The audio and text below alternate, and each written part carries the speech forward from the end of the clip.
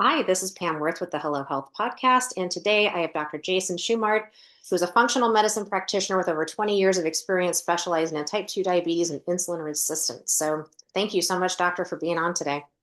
So glad to be here. Thank you for having me. All right, so tell us, when did you decide to become a doctor? Was there something defining in your life? Tell us about that journey and how you've decided to focus in on the areas that you're focused on now. Yeah, I think a lot of it came from when I was a kid, and I had, from the time I was born to about 3 years old, I had severe asthma and allergies. I was in and out of hospital a lot.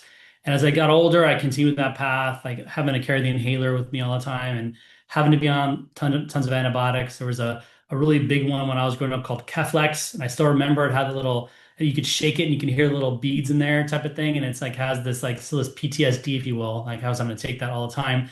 I just knew there had to be a better way. So I didn't really know I wanted to become a doctor until I really got into college. And as I started researching and what I wanted to do, I wanted to be in the healthcare field, I should say.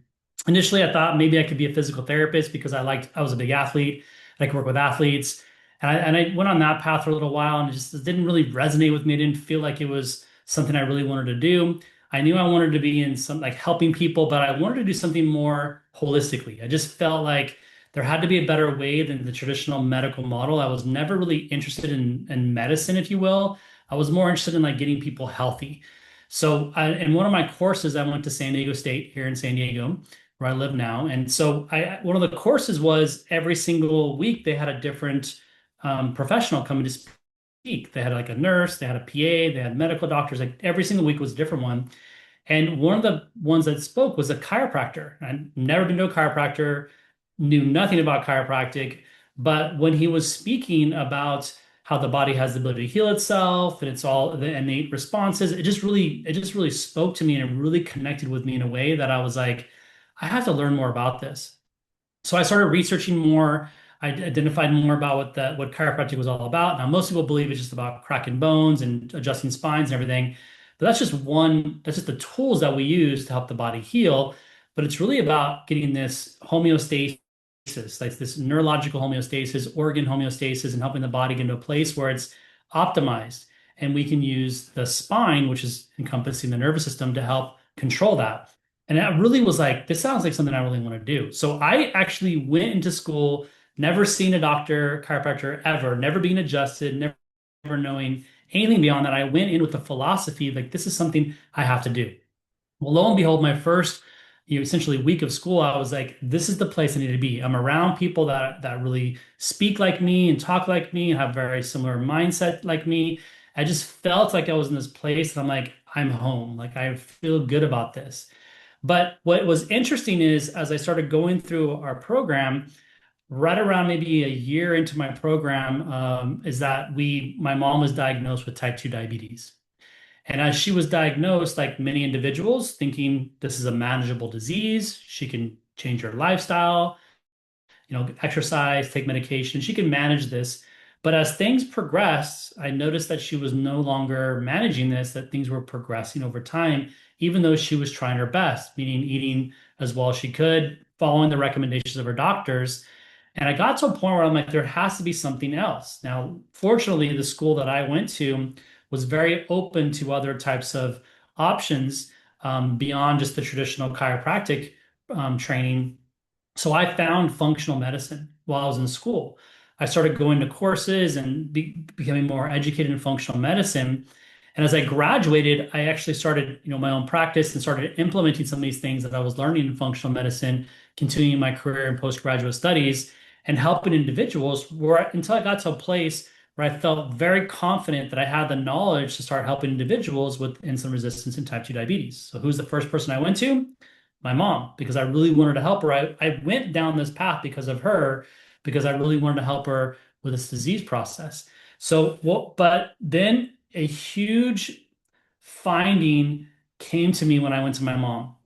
And that was that I found out that not everybody wants help.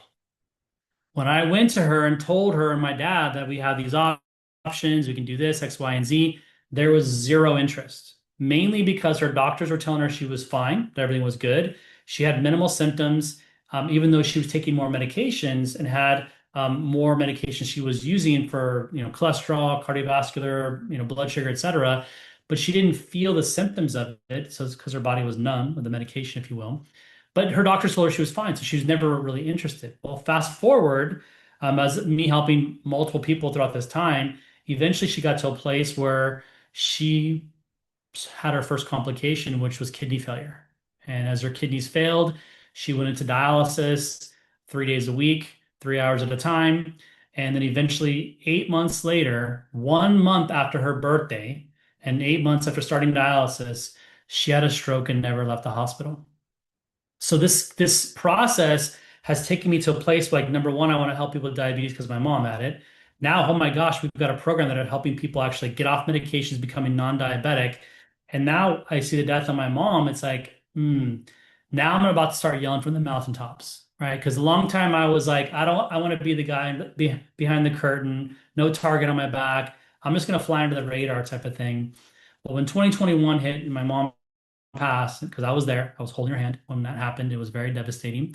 And I left the hospital saying, enough's enough. I'm no longer going to be the guy behind the curtain. I'm going to put myself out there. I'm going to start spreading this information because it needs to be known because there are other people who have moms like mine that need help.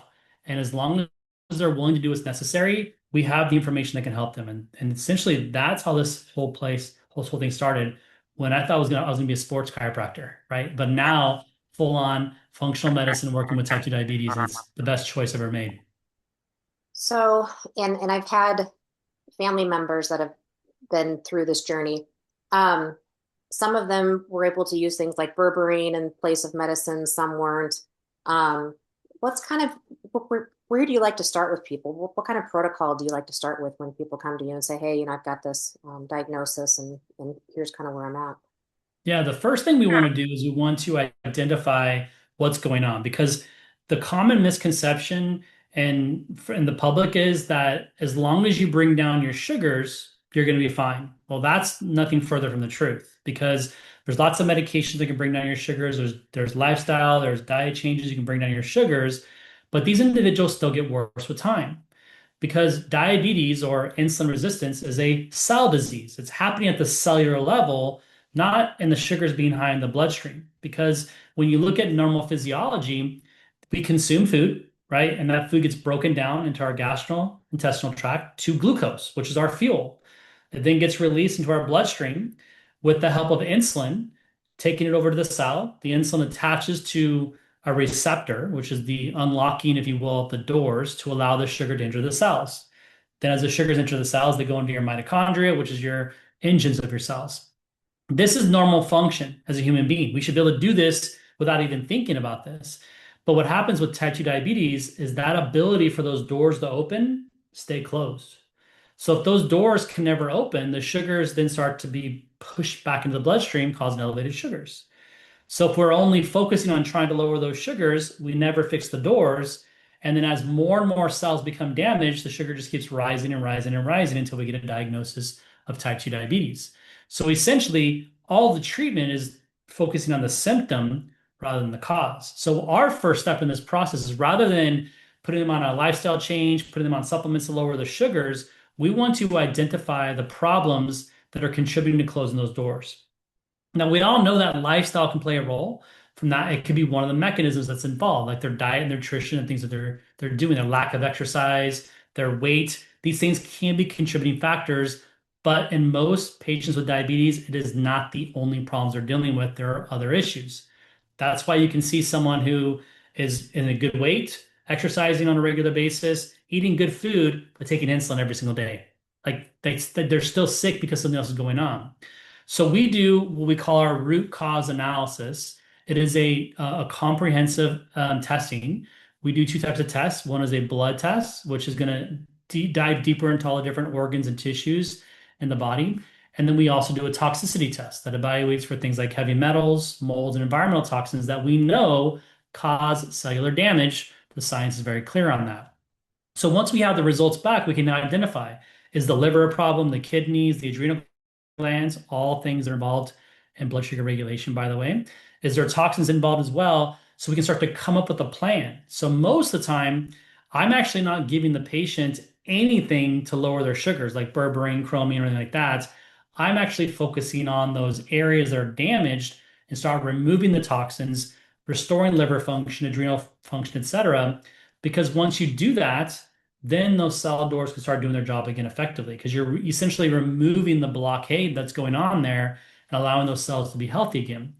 In most cases, the person's sugars start to drop, the use of medication goes away because their body's going back to that holistic approach. It all goes back to the philosophy of chiropractic. Create that homeostasis in the body can do its job. So we don't want to force anything, we want to allow it to get back to that healthy environment. Well, and I love that you're actually getting to the root of why the body is reacting the way it is. And a lot of people don't really talk about it too. And you kind of touched on it. There was the adrenals. A lot of people have adrenal fatigue from just too much cortisol, too much stress. Um, so it's definitely interesting. It's a big issue, and especially like as you have for a woman, it's probably more of an issue than men in a sense because once the female goes into a menopausal state, she requires a lot of support from the adrenal glands. But if they're already fatigued, now you're asking for additional help for hormone production, and it even crashes her even more. She starts to get more crashing of hormones as well, and then HRT is necessary. So there's so many things. So I think if you're a female like in your mid to late 30s to early 40s, you got to start working on those adrenal glands right away to make sure that they're in a good place. So then when you move into that next stage of life, that it essentially is like opening one door and closing the door, that there's nothing changes in your life. Yeah. So when you say working on your adrenals, any suggestions for that for women? Yeah, there's a couple things that I would do. Number one is there because there's three different types of stressors that the body's going to go through. We have the one that's the most common everyone thinks about, the mental stressors. This is one everyone thinks that's their main culprit that's contributing to their stressful environment, but it's actually a small percentage for most people. So what do we do for that? Well, there's therapists you can go and talk to, there's meditation, there's breathing techniques, there's things like that you can do. The ones that I think are more important are the physical stressors and the chemical stressors. So the chemical stressors are going to be things that you're consuming, right? Are you eating good quality food? Is it organic when necessary? Are you drinking good quality water? Or are you just drinking the city water that's filled with chlorine and everything else in it to filtering your water? Are you showering in good quality water? Are you washing your clothes? Are you using good chemicals in your home for cleaning? Your detergents, your soaps, your shampoos, conditioners, all those things play a role in a stressful environment that can cause hormonal problems or adrenal issues. And then physical ones, right? Are you actually giving your body a chance to recover? Are you getting good quality sleep? Are you reducing EMF exposures? Like all these things we have more control over, right? We can control what we eat and the products that we use and consume. We have control in our house, making sure our lights are turned off when we sleep, removing your phone 6 feet, 6 to 8 feet away from you, maybe turning off your Wi-Fi, making sure you're not using, TV or electronics too late at night so you can get that good quality of sleep, tracking your sleep with trackers. All these things can be done that are going to help. So imagine if you were to reduce your physical and chemical, that's two-thirds of your stressful environment. And now you've got the emotional stuff there, and that's one-third still a component, but much easier for your body to manage when you have one-third instead of two-thirds. And so that alone, by removing the stress, if you will, pardon the pun, because that's what's caused this, that helps the adrenal glands to take a breath. Now we can start giving the adrenal glands what they need for support, like ashwagandha and those things that are really good for adrenal support and helping them boost their levels as well. And if you ever want to identify, more advanced adrenal problems, a cortisol blood test is not going to give you the information. That's just not going to give you that component there. I love using the Dutch test, and some of your audience may be familiar with this. It's a very high level metabolite test. It's a urine test. You're testing 4 different times throughout the day where you can track your adrenal response because we should see the curve is very high in the morning, very high, and slowly getting to the lowest at night because cortisol is very stimulatory. It keeps your brain awake. So people talk about that internal alarm clock. That is a cortisol flush, if you will, boom, it just rushes into your body very rapidly, and you can get up and get going. And then at night, where you're just tired and you want to go to sleep, that's because you have low cortisol. And if you're waking up multiple times throughout the night, it's because you're getting these cortisol spikes because you have a stressful environment that needs to be addressed.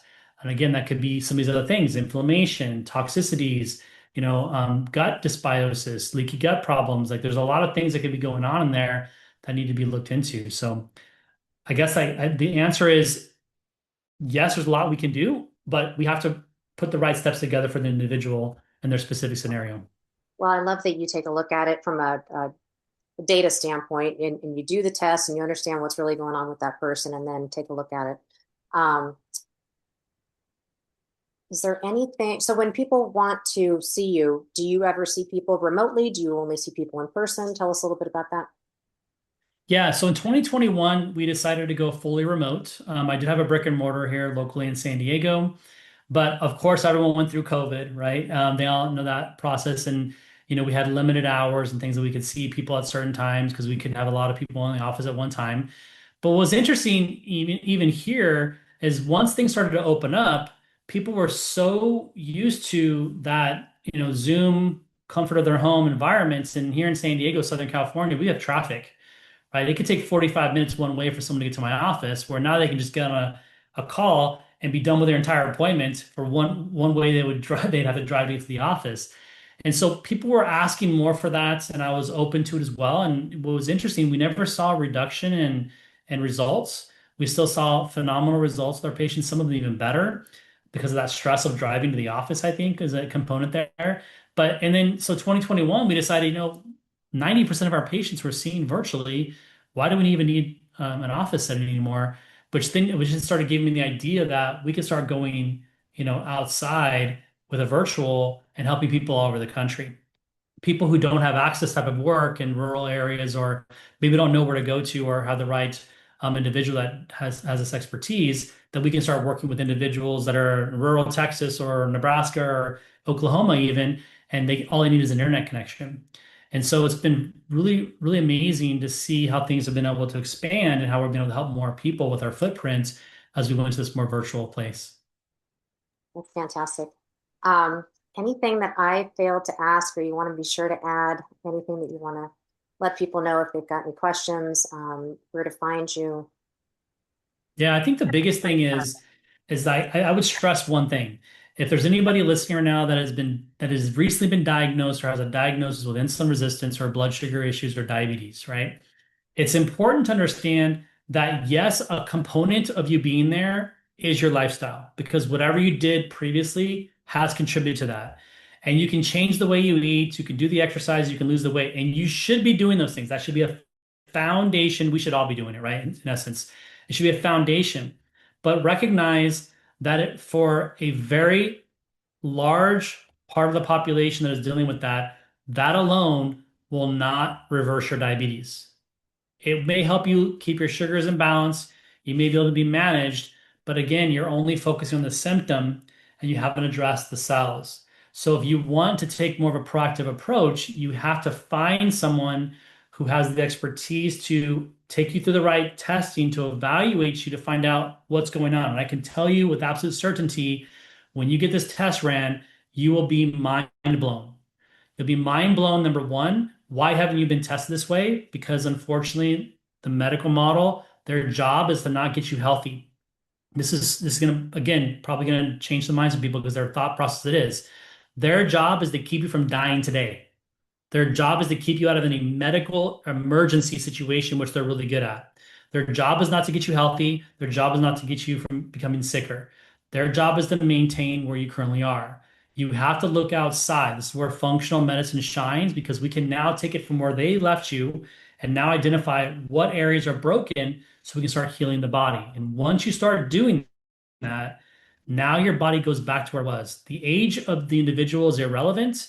The only relevancy of an age is the longevity you've been dealing with the problem. So as long as you have a heartbeat, brain function, and you're above ground, you can heal. That's the most important thing. I totally agree. Thank you so much, Dr. Shumard. Yeah, thank you. I appreciate it.